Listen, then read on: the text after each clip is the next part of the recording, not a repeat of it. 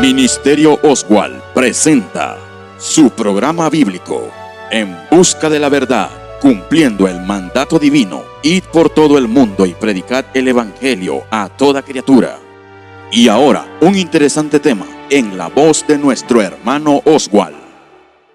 Saludos, estimados hermanos, Dios les bendiga grandemente.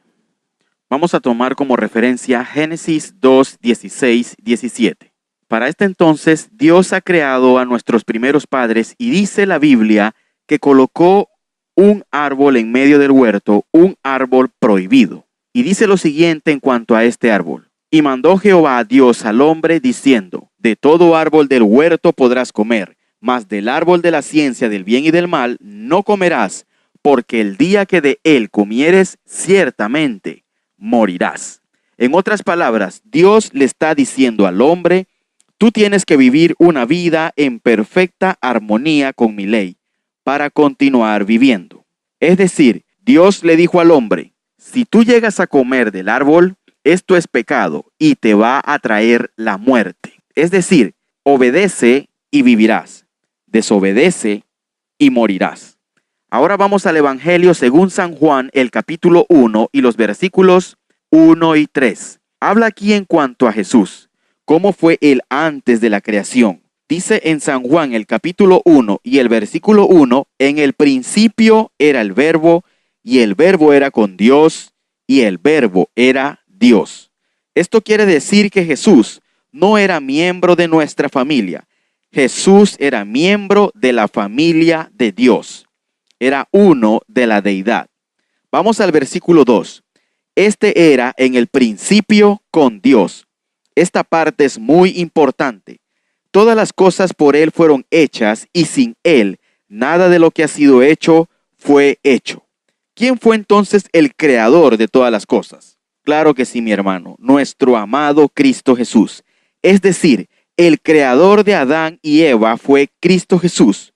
Y al leer el relato bíblico nos damos cuenta que aunque Jesús fue el creador, Él colocó a Adán y a Eva en un huerto. Y colocó a Adán como el padre y representante de la raza humana.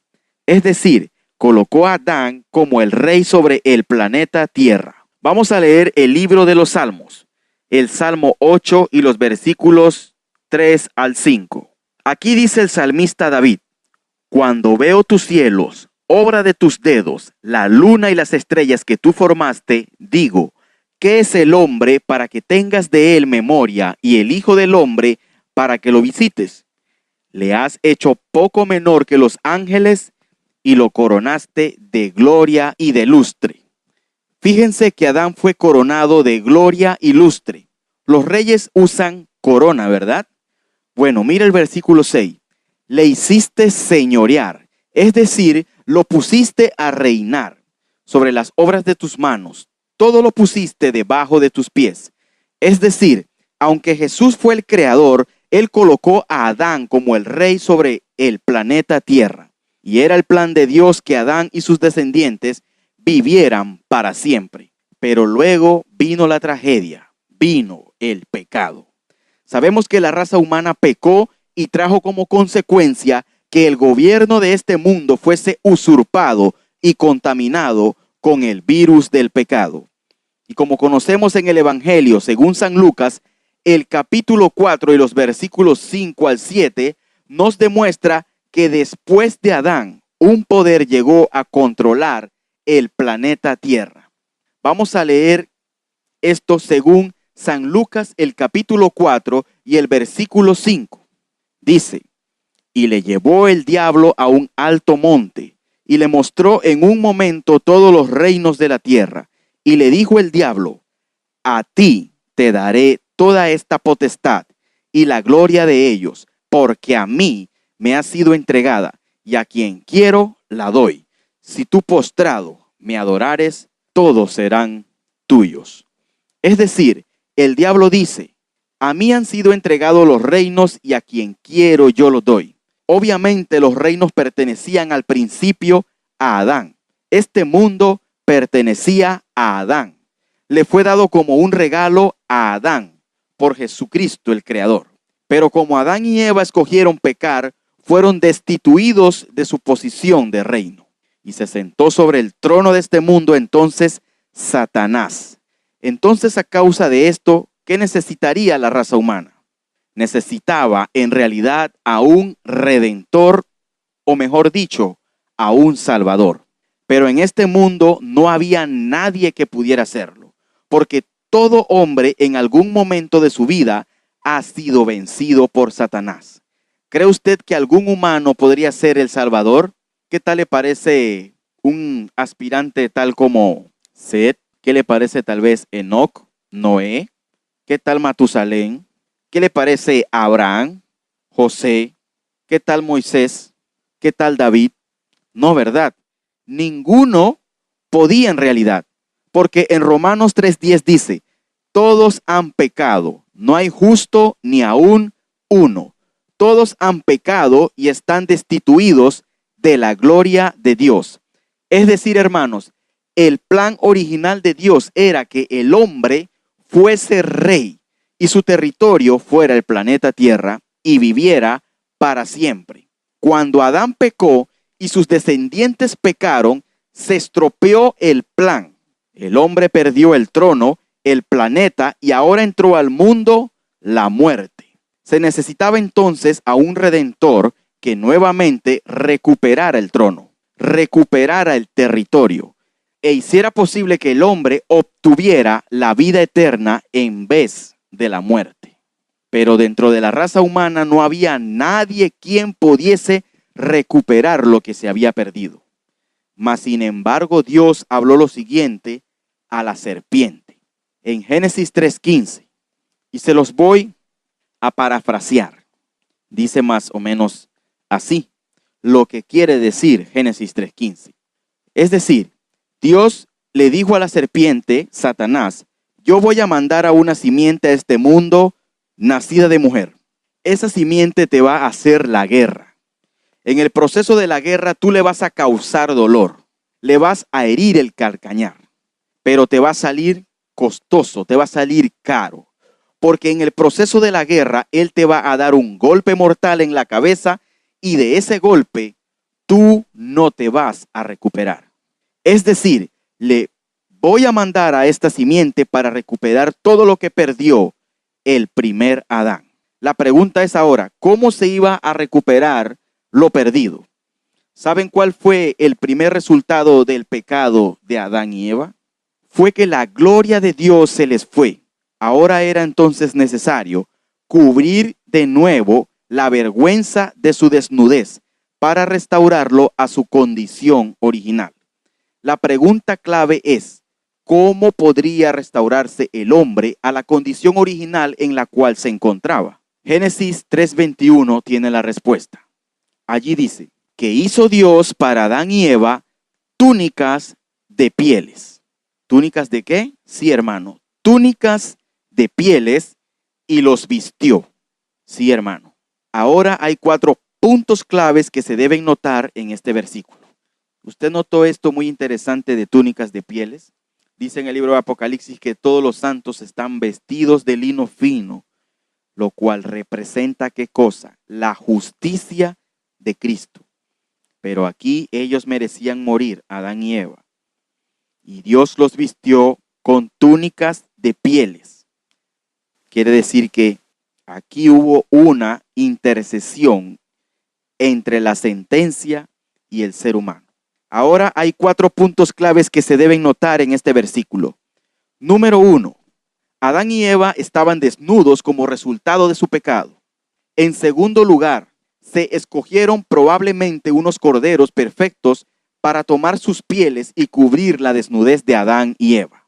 Es decir, resumiendo el plan de salvación, cuando el hombre pecó, cuando quebrantó la ley de Dios, perdió su trono, perdió su territorio, entró la muerte, quedó desnudo, pero ahora Dios manda al hombre a escoger 2 corderos perfectos.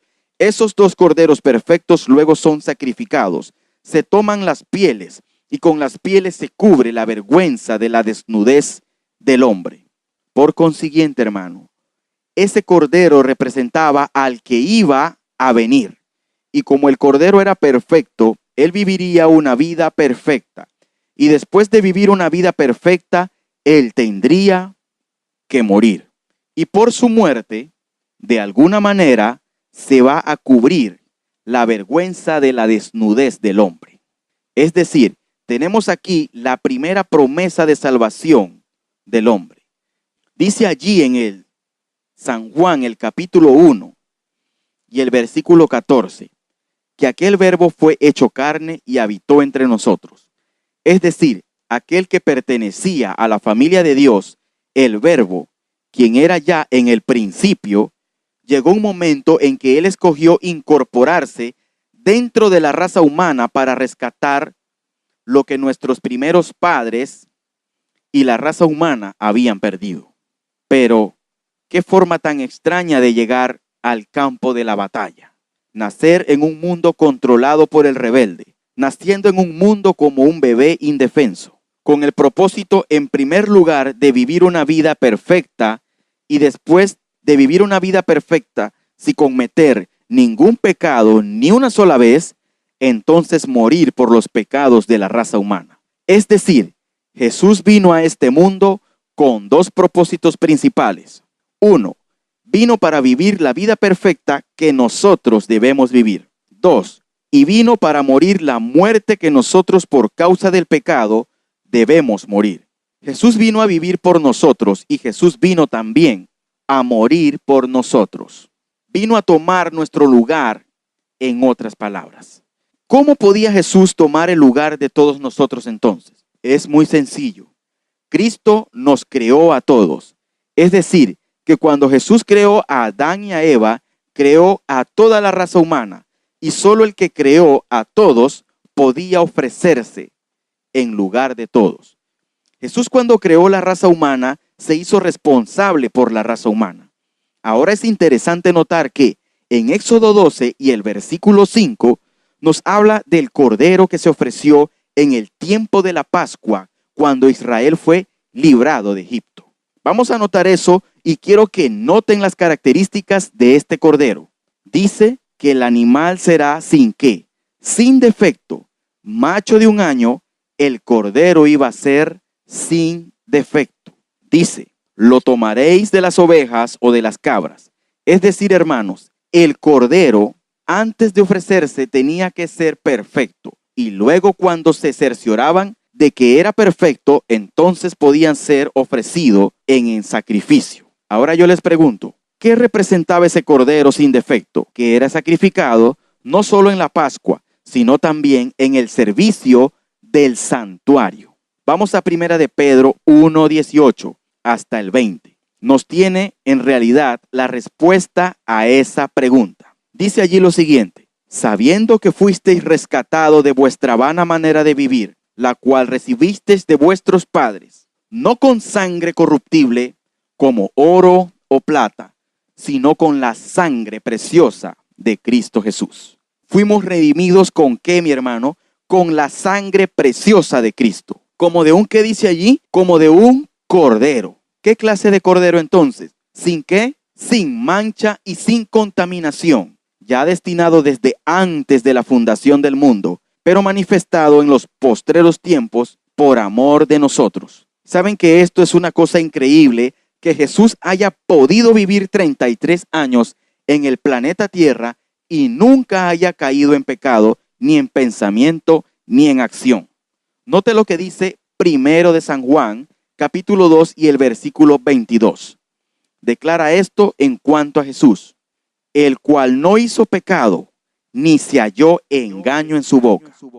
El testimonio del Nuevo Testamento es que aunque Satanás se lanzó con todas sus fuerzas en contra de Jesús, el Señor Jesucristo resistió cada ataque de Satanás y nunca pecó. Es decir, Jesús era un cordero perfecto, sin mancha, sin mácula, sin defecto, y por eso podía ofrecer un sacrificio perfecto por nuestros pecados. Así que el diablo no pudo matarlo antes de que llegara su hora. El diablo no pudo infectar a Jesús con el virus del pecado. Ahora, hermanos, notaremos algo. El diablo constantemente trató de desviar a Jesús del camino de la cruz. porque él sabía que si Jesús moría en la cruz, su reino iba a quedar liquidado para siempre. Así que él dice, yo tengo que convencer a Jesús que adopte cualquier otro plan.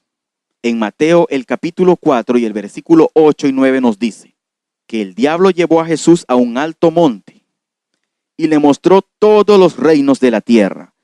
Y lo que Satanás le está diciendo a Jesús en realidad es esto. Mira, ¿tú crees que tú tienes que morir para recuperar a todos estos? ¿A todos esos reinos?